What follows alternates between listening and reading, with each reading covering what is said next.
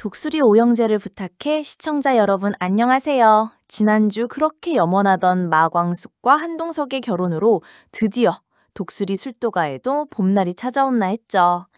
50일에는 이처럼 달콤한 결혼 생활의 시작과 더불어 각자의 자리에서 이별을 맞이하는 인물들의 이야기가 교차하며 깊은 여운을 남겼습니다. 가을 햇살이 따스하게 쏟아지는 가운데 마침내 마광숙과 한동석이 가족들의 축복 속에 백년가약을 맺었어요. 화려함 대신 조촐한 캠핑으로 신혼여행을 떠난 두 사람의 모습은 소박하지만 진실된 사랑의 깊이를 보여줬죠. 술도가 일로 바쁜 광숙을 위해 동석이 기꺼이 양보해줬습니다. 동석은 못내 서운해하면서도 다가오는 크리스마스에는 근사한 해외여행을 약속하며 아내를 위로했어요. 캠핑장에서도 광숙은 동석을 오빠라 부르며 쑥스러워했고 여보라는 동석의 요청에 쉽게 입을 열지 못했네요. 두 사람은 가족들에게 안부 전화를 걸어 결혼 후에 행복을 나누기도 했습니다. 동석의 집에는 오광수가 방문해 결혼 축하 뒤풀이가 한창이었고 독수리 술도가 식구들 역시 소소한 즐거움을 나누고 있었죠. 그날 밤 광숙과 동석은 드디어 첫날 밤을 맞이했습니다. 동석은 밤새 광숙에게 팔베개를 해주느라 팔이 저려왔지만 애써 내색하지 않으며 사랑하는 아내를 품에 안았어요. 다음 날 아침 산책을 나선 두 사람. 광숙이 산길에서 발목을 살짝 접지르자 동석은 기다렸다는 듯 그녀를 업고 산책을 이어가며 신혼의 달콤함을 만끽했습니다. 한편 공주실은 독수리 술도가를 떠나 골든캐슬로 몰아갈 채비를 했어요. 1시간 거리도 아니라며 대수롭지 않게 말했지만 그녀를 짝사랑하는 조자동은 주실과 멀어질까봐 근심이 가득했죠. 자동과 주실은 마지막으로 함께 라스트 탱고를 추며 이별의 순간을 장식했습니다. 자동은 주실을 보내기 아쉬워하며 또 한 번 진심으로 사랑을 고백했지만 주실은 애써 외면했어요. 주실이 술도가를 떠나는 날 모두가 나와 그녀를 배웅했지만 자동은 끝까지 모습을 드러내지 않았습니다. 오천수가 자동에게 주실이 떠난다고 알려주었지만 자동은 끝내 나오지 않았죠. 주실은 아쉬움을 뒤로하고 택시에 올랐고 그때서야 뛰쳐나온 자동은 뒤늦게 주실의 이름을 불러봤지만 그녀는 이미 떠난 뒤였습니다. 자동의 뒤늦은 후회와 아쉬움이 교차하는 순간이었네요. 경찰 조사를 앞둔 독고탁은 자신의 운명을 직감한 듯 가족들과 작별 인사를 했습니다. 그는 장미애와 근사한 저녁 식사를 함께하며 마지막 시간을 보냈어요. 딸 독고세리에게도 지금까지 너무 예쁜 딸로 자라줘서 고맙다는 진심을 전했습니다. 세리는 아버지가 마치 마지막 인사를 하는 것 같아 왠지 모를 불안감과 이상한 느낌을 받았다고 해요. 독고탁은 수사 결과에 따라 바로 구속될 수도 있는 상황이었기에 미리 작별 인사를 해두었던 거죠. 독고탁은 마지막으로 미애에게 작별 인사를 건네고 경찰서로 향했습니다. 홀로 남은 미애는 불안에 떨며 독고탁의 소식을 기다렸어요. 마침내 변호사로부터 독고탁이 구속되어 구치소로 이감 중이란 연락을 받았죠. 이 소식에 미애는 그 자리에 주저앉아 오열했습니다. 이내 미애는 세리에게 아빠의 구속 소식을 전했고 모녀는 서로를 얼싸안고 슬픔을 나눴네요. 세리는 연인 오범수에게 연락해 아빠의 구속 소식을 알리며 이제 어떻게 해야 할지 속내를 털어놓았습니다. 독고탁의 몰락으로 인한 후폭풍이 서서히 불어닥치기 시작했죠. 한편 오미수는 집 앞에서 안을 두리번거리는 수상한 여자를 보고 의아해했어요. 그 사람은 다름 아닌 한이의 생모 영은이었죠. 미수는 이 이야기를 가족들에게 해주었지만 천수는 집을 잘못 찾은 사람이라며 대수롭지 않게 넘겼습니다. 짧은 신혼여행을 마치고 독수리 술도가에 돌아온 광숙과 동석은 가족들과 재회했어요. 모두가 모인 자리에서 주실은 광숙에게 이제 자식을 낳으라며 몰아붙였답니다. 광숙은 너무 늦었다며 손사래를 쳤지만 주실의 말에 큰 부담을 느꼈죠. 이후 동석의 집으로 돌아온 광숙과 동석은 한봄과 한결이 준비한 꽃다발 환영을 받으며 훈훈한 시간을 보냈습니다. 하지만 광숙은 동석에게 주실의 말이 부담스럽지 않냐고 물었고 동석은 지금 아이가 생기면 너무 늙은 아빠가 될 것 같다면서 광숙과 이대로가 좋다고 말하며 그녀를 안심시켜 주었네요. 52회 예고에서는 독수리 술도가 여자들 사이의 관계가 심상치 않을 예정입니다. 오미순과 지옥분의 갈등이 깊어지면서 오천수와 오흥수 형제까지 가세해 술도가에 큰 싸움이 일어날 것으로 보이죠. 이를 중재하기 위해 마광숙과 한동석이 나서는 모습이 예고되어 술도가에 다시 폭풍이 불어닥칠 것을 암시하고 있습니다. 한편 오범수는 구치소에 수감된 독고탁을 면회하며 뭔가 해결책을 모색하는 듯해요. 범수가 독수리 술도가를 대표하여 탄원서를 쓰게 되면 독고탁의 재판에 영향을 미칠 수도 있을지 귀추가 주목된답니다. 그리고 갑자기 아이를 갖자고 조르는 한동석 때문에 마광숙은 곤란한 상황에 처하게 되는데요. 이 갑작스런 변화가 앞으로 어떤 파장을 불러올지 궁금증을 증폭시켰습니다. 51회 광숙과 동석의 달콤한 신혼여행지로 들이운 불안의 그림자에 마음 졸이셨죠? 52회는 그 불안이 현실이 되어 독수리 술도가를 뒤흔들 겁니다. 이번 주 상상도 못할 신박한 전개로 여러분의 뒤통수를 제대로 강타할 뇌피셜 지금부터 시작합니다. 광숙과 동석이 돌아온 술도가는 평화로워 보였지만 그건 겉모습뿐이었어요.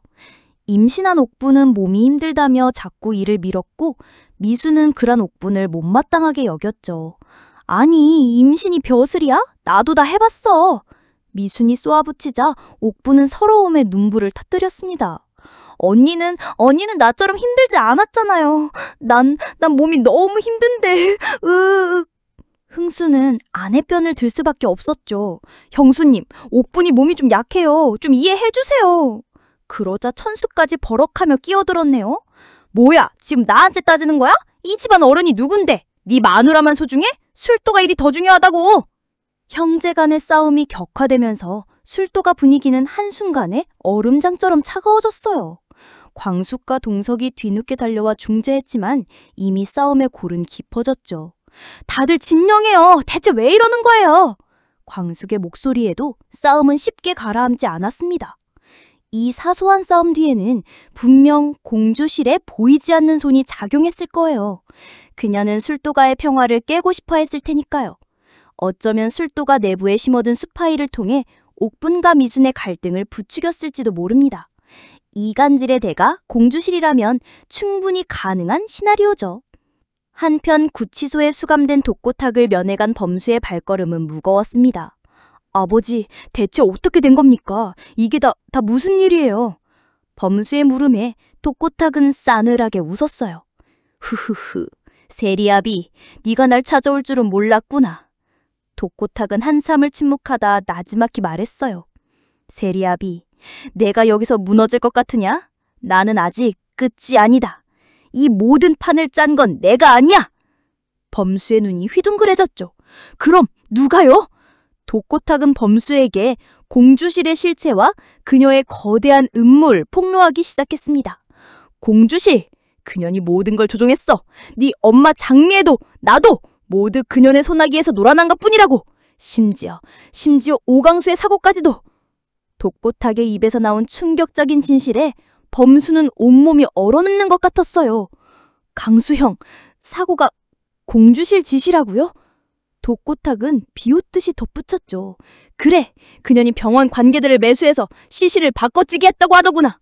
죽은 오강수 대신 비밀리에 잠들어 있던 강무진인가 뭔가 하는 놈을 내세워서 말이야. 다 술두가를 손에 넣으려는 그년의 계략이었어. 이 대화는 그동안의 모든 딱밥과 복선을 한 번에 해소하는 그야말로 핵폭탄급 반전입니다. 독고탁은 자신이 당한 배신에 대한 분노로 공주실의 모든 악행을 폭로할 겁니다. 이제 범수는 이 진실을 광숙과 가족들에게 어떻게 전달할지, 그리고 독고탁이 언급한 강무진이라는 존재는 대체 누구인지 큰 숙제를 안게 되었죠. 그리고 가장 의아했던 부분, 갑자기 아이를 갖자고 조르는 동석 때문에 광숙은 곤란하기만 합니다. 여보, 우리도 이제 아이 가져야 하지 않겠어? 크리스마스 해외여행 가서 좋은 소식 만들어 오자. 동석의 눈빛은 진심이었지만 광숙은 당황했어요. 아니, 갑자기 왜 그래요? 당신도 저번에 늙은 아빠 될까봐 싫다면서요. 광숙의 말에도 동석은 고집을 꺾지 않았죠. 그때는 그때고 지금은 지금이지. 우리 행복하게 살려면 아이가 있어야 해. 동석의 갑작스런 태도 변화는 광숙을 압박하고 있습니다. 저는 이것이 단순한 동석의 마음 변화가 아니라 공주실의 교묘한 심리전이라고 생각해요.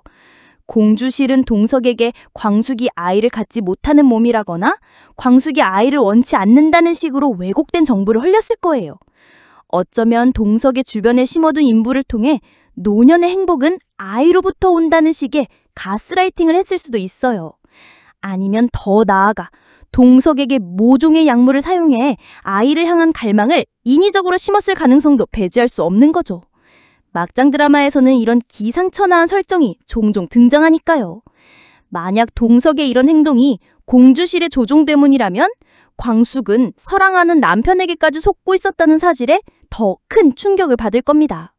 이 모든 것은 광숙의 곁에 오광수가 아닌 한동석이 있다는 사실 자체를 흔들려는 공주실의 치밀한 복수극이죠.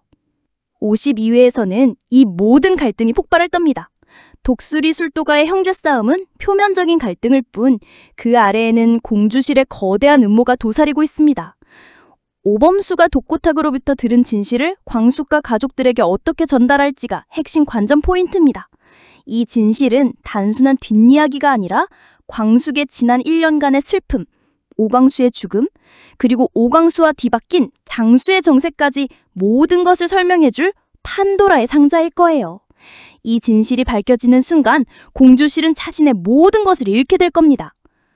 벼랑 끝에 몰린 아기는 더욱 잔인해진다는 진리처럼 궁지에 몰린 공주실은 마지막 발악을 할 테지만 이번에는 독수리 오형제와 한동석 그리고 죽은 줄 알았던 오광수까지 이 모든 이들의 분노가 그녀를 향할 겁니다.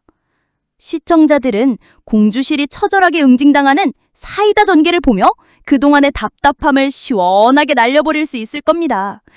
독수리 술도가의 드리한 먹구름은 거치고 진정한 가족의 의미와 사랑의 승리가 펼쳐지기를 기대합니다. 뿌린 대로 거두리라는 진리가 악인에게 어떻게 적용되는지 다음 주 본방사수를 통해 직접 확인해보자고요.